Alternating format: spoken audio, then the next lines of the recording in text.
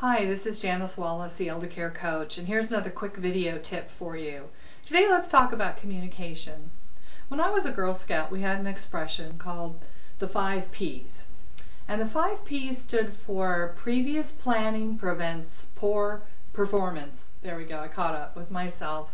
Now I know that sounds a little redundant, but I like how it emphasizes that we can't really talk enough, plan enough, for elder care emergencies that may come up in the future.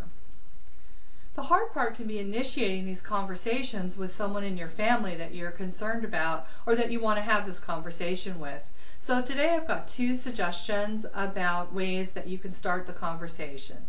The first one is to pull some example out of your life. So perhaps there's been a difficult situation for a friend or a family member that you can refer to start the conversation.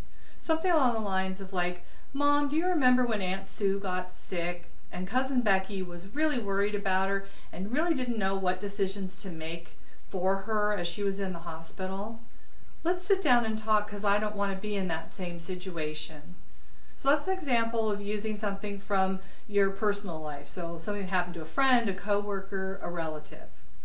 The other way you can approach it is to take something out of the media. I remember when I wanted to talk to my dad about funeral arrangements, and it was around the time of Ronald Reagan's funeral, that's the opportunity I seized to talk about it. I started talking about the funeral, the presidential funeral, and all the pomp and circumstance and how he was being honored.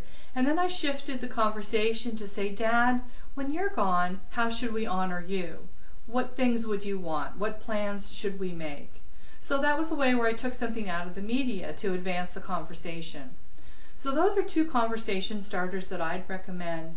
And the other thing to just keep in mind is that this is not a one-time conversation and that it's something that's going to have to be revisited over time as circumstances change. So be patient and be prepared to bring up the conversation and the topics multiple times before you really get a clear understanding of what your family member would want in a difficult situation. This is Janice Wallace, the Eldercare Coach, and I'll be talking to you soon. Thanks.